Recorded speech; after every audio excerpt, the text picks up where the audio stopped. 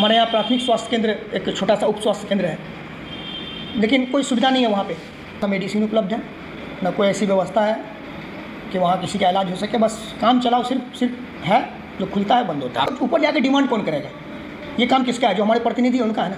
तो हमारे प्रतिनिधि तो इसमें जा नहीं रहे डिमांड करने। जो हमारे जिला परिषद के सदस्य हैं, जो हमारे पंचायत के हैं या बगल पंचायत के हैं, ये सारे प्रतिनिधि, इन्हीं ने आवाज़ नहीं उठाया।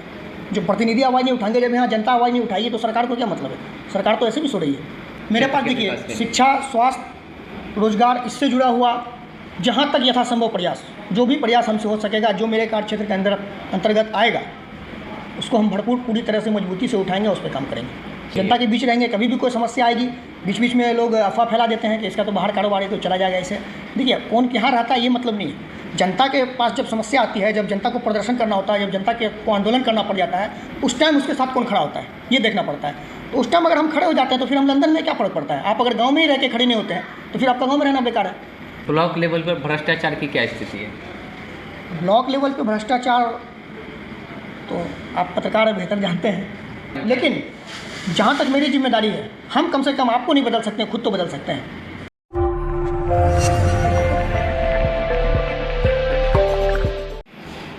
नमस्कार, आप देख रहे हैं द लाइव इंडिया। मैं हूं आफ्ताब आलम। स्वागत है आपका हमारे चैनल पर। अभी हमारे साथ मौजूद हैं गौराबराम प्रखंड के 16/2 से जिला परिषद उम्मीदवार मोहम्मद फैयाजुद्दीन। सबसे पहले तो स्वागत है आपका हमारे चैनल पर। जी, बहुत बहुत धन्यवाद आपका। इस बार आप चुनाव लड़ने जा रहे हैं, पहली बार हिस्सा लेने जा रहे हैं पंचायती राज में। सबसे पहले तो मैं आपसे ये जानना चाहूँगा, कब आपके माइंड में आया कि चुनाव लड़ा जाए, पंचायती राज से अपने करियर की शुरुआत की जाए, अपना राजनीतिक करियर शुरुआत किया जाए, लोगों के बीच जाए? देखिए, चुनाव लड़ने का तो मेरे माइंड में नहीं था। माइंड में समाज सेवा है, जो एक मतलब नेचुरल होता है, जो वो है और हमेशा से करते आए हैं। पिछले 2-3 साल से कुछ ज़्यादा समाज से जुड़े, और उसके बाद जो हमारे युवा साथी हैं, जो समाज के लोग हैं, उनका कहना हुआ कि भाई आप किसी न किसी पद पे आइए, क्योंकि मेरे साथ युवाओं की एक बड़ी टीम है, और उनका कहना हुआ कि नहीं आप चुनाव लड़िए। तो फिर हम भी सोचे कि जब हालात है, वक्त है, जब सब तैयार है तो लड़ा जाए। तो युवा साथी ने आपको सजेस्ट किया कि किसी न किसी पद पर आइए, उसमें आपने जिला परिषद को ही फिट कहीं बैठाया? युवा साथी ने कहा किसी न किसी पद पे आइए, और पंचायत स्तर पे भी आ सकते थे। और मुखिया का जो अभी पद है मेरे यहाँ, वो अति पिछड़ी है, वहाँ आ नहीं सकते हैं। बसता है पंचायत समिति या किसी वार्ड सदस्य में। तो मेरा अपना जो मानना था, हम कभी भी ये नहीं चाहे कि हम पंचायत स्तर पे आए। और जब मेरे साथी जब कह रहे थे कि आप चुनाव लड़िए, तो उनको भी हम यही बात बोले थे कि हम पंचायत स्तर का चुनाव कभी नहीं लड़ेंगे। अगर लड़ेंगे कभी तो इससे ऊपर अगर मौका मिला तो लड़ेंगे। तो फिर विचार हुआ सबका कि जिला परिषद लड़ जाओ, सीट भी सामान है और आप उसको डिजर्व करते हैं, काम कर सकते हैं, जिला परिषद पद पर रह के अच्छा कर सकते हैं। लेकिन जब आपकी क्षेत्र की जनता जिला परिषद में आपको चुनेगी, तो क्या खूबी आपके अंदर है, क्या ऐसा करिएगा आप जनता के लिए जो आपको ही चुनेगी? क्योंकि उनके पास बहुत सारे ऑप्शंस हैं, बहुत सारे उम्मीदवार हैं। जनता के बीच हम जा रहे हैं, उनको बता रहे हैं, उम्मीदवार तो बहुत हैं। और इससे पहले जिला परिषद भी बहुत सारे लोग रहे हैं, कई बार 3-4 टर्म हो गया जो जिला परिषद रहे। अभी वर्तमान में भी जिला परिषद सदस्य हैं, मेरे यहाँ से हैं। तो एक जिला परिषद सदस्य होने के नाते जो काम करना चाहिए था, उन्होंने नहीं किया। अब इसमें 2 ही बातें हो सकती है, या तो फिर वो अपने कार्य क्षेत्र के बारे में उनको पता नहीं है कि उनके कार्य क्षेत्र के अंतर्गत क्या क्या काम आता है, या फिर दूसरा अगर उनको पता है तो वो करना नहीं चाहते हैं। तो मेरे आने का ये मकसद है कि हम पब्लिक के बीच जा रहे हैं, लोगों को बता रहे हैं, और हम जब आएंगे, पब्लिक जब हमें चुन के लाएगी एक जिला परिषद सदस्य होने के नाते, जो मेरे कार्य क्षेत्र के अंतर्गत आता है, उस एक एक योजना को, सरकार से जो एक एक फ़ायदा जो पब्लिक को पहुँच सकता है, उसको ज़मीन पर लाने का काम करेंगे। बहुत सारा ऐसा काम है जिस पे किसी का ध्यान नहीं है, जानते भी नहीं है। मुर्गी पालन है, बकरी पालन है, मत्स्य है, कृषि उद्यान है, बहुत सारा ऐसा काम है जो सरकार फ्री में युवाओं को ट्रेनिंग देती है। उसको आगे बढ़ाने के लिए 50%, 60% सब्सिडी तक में इंटरेस्ट, लो इंटरेस्ट पे जो है उसको दिया जाता है लोन कि आप काम करिए। तो इन सब चीज़ों पे किसी का ध्यान नहीं है। बस जो लोकल पॉलिटिक्स है, विलेज लेवल का पॉलिटिक्स है, उसी में सब उलझे रहते हैं। सिर्फ और सिर्फ राजनीति होती है, विकास का कोई काम हो नहीं रहा है। और भी क्या ऐसा विकास का काम रुका हुआ है जो आप? और बहुत सारी समस्या है। देखिए, एक मेरे यहाँ खेल का ग्राउंड है, उसको अगर उसके सौंदर्यीकरण किया जाए, उसको सही से किया जाए तो एक बड़ा प्ले ग्राउंड है जो एक अच्छा खूबसूरत ग्राउंड बन सकता है। हमारे यहाँ प्राथमिक स्वास्थ्य केंद्र एक छोटा सा उप स्वास्थ्य केंद्र है, लेकिन कोई सुविधा नहीं है वहाँ पे। इसमें टोटल कितना पंचायत आता है? और मेरे क्षेत्र में हाँ। 7 पंचायत आता है। 7 पंचायत आता है। कितने स्वास्थ्य केंद्र है 7 पंचायत में? 7 पंचायत में एक तो जो मेरा बोड़ाम में है प्राथमिक स्वास्थ्य केंद्र वो है, उप स्वास्थ्य केंद्र यहाँ पे एक मेरे यहाँ है और एक उधर बिरौल में वो पड़ जाता है। मोटा मोटी 2-3 होंगे उप स्वास्थ्य केंद्र छोटे छोटे। क्या सभी सुचारू रूप एक कसरौड़ में है। क्या सभी सुचारू ढंग से चालू है? नहीं, चालू सब में 1-2 स्टाफ है, लेकिन वहाँ ना मेडिसिन उपलब्ध है, ना कोई ऐसी व्यवस्था है कि वहाँ किसी का इलाज हो सके। बस काम चलाओ सिर्फ है, जो खुलता है बंद होता है। आपने कभी इसके लिए आवाज़ उठाई? हम अपने गांव के लिए आवाज़ उठाए थे। एक बार हम अपने एक मीडिया के साथी को भी बुलाए थे, उनके मीडिया के माध्यम से भी हम आवाज़ उठाए थे। वहाँ जो एनएम जिनका ड्यूटी रहता है उनसे भी हमने पूछा था, तो बताया कि हमको वही ऊपर से प्रोवाइड किया जाएगा तभी। हम तो यहाँ पे हैं, जो यहाँ पे ज़्यादा से ज़्यादा पैरासीटामोल वगैरह टैबलेट हमको मिलता है वो यहाँ पे देते हैं। बाकी आप ऊपर जाके इसका डिमांड कीजिए, तो ऊपर जाके डिमांड कौन करेगा? ये काम किसका है? जो हमारे प्रतिनिधि उनका है ना। तो हमारे प्रतिनिधि तो इसमें जा नहीं रहे डिमांड करने। जो हमारे जिला परिषद के सदस्य हैं, जो हमारे पंचायत के हैं या बगल पंचायत के हैं, ये सारे प्रतिनिधि किन्हीं ने आवाज़ नहीं उठाया। जो प्रतिनिधि आवाज़ नहीं उठाएंगे, जब यहाँ जनता आवाज़ नहीं उठाएगी तो सरकार को क्या मतलब है? सरकार तो ऐसे भी सो रही है। तो आप अपने क्षेत्र के लिए क्या क्या ऐसा आपके पास रोड मैप है?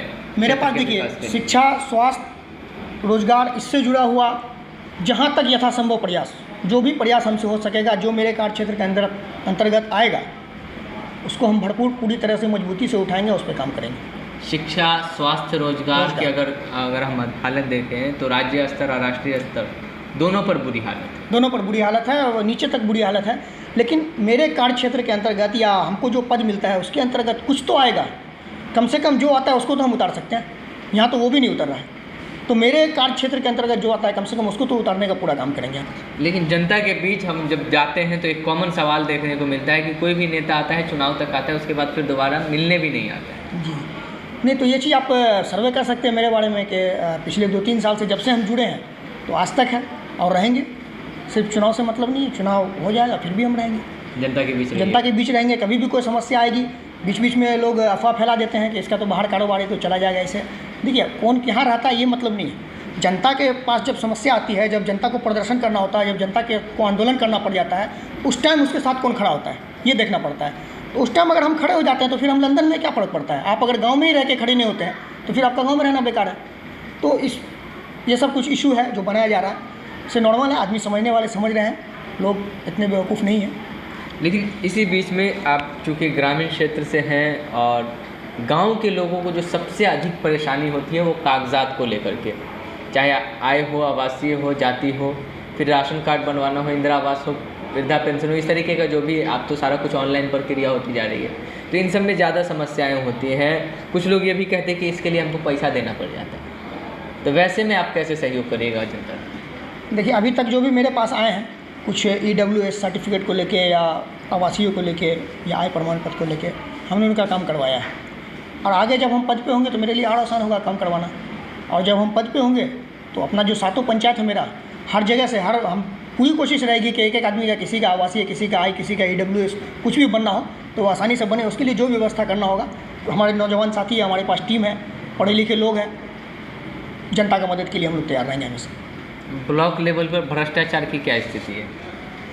ब्लॉक लेवल पे भ्रष्टाचार तो आप पत्रकार बेहतर जानते हैं, इसको कैसे रोकिएगा आप, चूँकि आप भी पढ़ते? देखिए, ये किसी एक व्यक्ति का काम नहीं है रोकना, क्योंकि जब जहाँ जन जन में भ्रष्टाचार छा जाएगा ना तो एक आदमी से मुश्किल है। लेकिन हाँ, लेकिन जहाँ तक मेरी जिम्मेदारी है, हम कम से कम आपको नहीं बदल सकते, खुद तो बदल सकते हैं। तो हम अपने लिए, समाज के लिए आवाज़ तो जरूर उठाएंगे, चाहे हमसे जितना बन पड़े। कहीं लोगों के माइंड में ये खटक रहा होगा कि फयाजुद्दीन को हम चुनेंगे, कल को वो भी हमसे इसी तरीके से घूस लेगा, काम करवाएगा। नहीं, देखिए, ऐसा तो बैकग्राउंड मेरा कभी नहीं रहा है। कभी भी किसी का कोई काम आया आज तक तो कोई एक भी आदमी आप किसी को पकड़ के बोल दिए किसी का काम कराया तो 100 रुपया हमको बोला होगा कि 100 रुपया दे दो, या किसी को 100 रुपया दो तब काम होगा। जिसका भी कराएं फ्री में कराएं। लेकिन गांव की राजनीति को आप भी जान रहे हैं, गांव की राजनीति तो बहुत गंदी राजनीति है। यहाँ पे लगता है लेने वाले लेते हैं, उसमें भ्रष्टाचार में कोई कमी कहा जाए वो नहीं है, चरम सीमा पे है। जो होने वाला होता है, करने वाले कर रहे हैं। इसको रोकने का प्रयास करेंगे, इसको पूरा रोकने का प्रयास करेंगे, क्योंकि हम लोग युवा हैं, शिक्षित हैं, हमारे साथ शिक्षित टीम है, पढ़े लिखे लोग हैं, हम अपने अधिकार को जानते हैं। एजुकेशन पे कुछ काम? एजुकेशन पे बिल्कुल शिक्षा पे काम करेंगे। हमारे यहाँ हाई स्कूल की कमी है या जहाँ टीचर की कमी है, वो ऐसे भी हम लोग कोशिश करते रहते हैं अपने स्तर से कि मेरे यहाँ अच्छे टीचर आए, और अगर किसी पद पे होंगे, अगर मेरे हाथ में कुछ ताकत होगा तो फिर भरपूर कोशिश करेंगे। आपका बाढ़ग्रस्त इलाका भी है। हाँ, बाढ़ग्रस्त इलाका भी है। वैसे में फसल क्षति मुआवजा हो या फसल क्षति मुआवजा अभी इस बार तो हम लोग के यहाँ नहीं मिला, पिछली बार मिला। मिलेगा, लेकिन तो हम लोग उसके लिए कोशिश कर रहे हैं।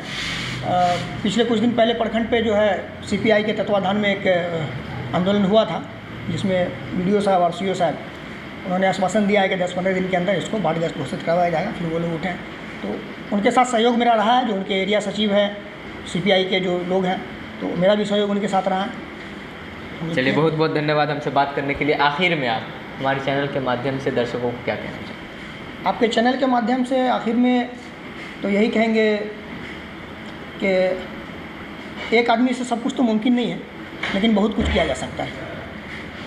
तो पहली बात तो ये है कि कुछ जो अफवाहें हैं, मैं उनसे सावधान कर देना चाहूँगा लोगों को कि इसको तो बस लाया गया है, खड़ा किया गया है किसी के वजह से, तो इस चीज़ को पूरा इग्नोर करें। और ये बोलने वाले आदमी से पूछें कि क्या हम कहीं बाहर से आके नागरिकता लिए हैं, या नस्लों से हमारा नस्ल यहीं बसता है वर्षों से, और हमारे जो बड़े बुजुर्ग रहे हैं वो यहाँ के प्रतिनिधि रहे हैं। हमारा अपना बेस है, हमारा अपना बैकग्राउंड है, मेरा अपना संसाधन है, मेरा अपना पैसा है, मेरी अपनी क्वालिटी है।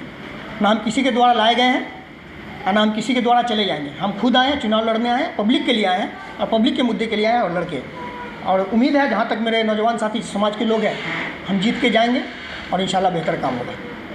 चलिए, बहुत बहुत धन्यवाद हमसे बात करने के लिए। ये थे फयाजुद्दीन, जो गौरा बराम प्रखंड से 16/2 से जिला परिषद उम्मीदवार हैं। बहुत बहुत धन्यवाद। आप हमारे साथ इसी तरीके से बने रहें। फिर मिलते हैं हम आपसे अगली वीडियो।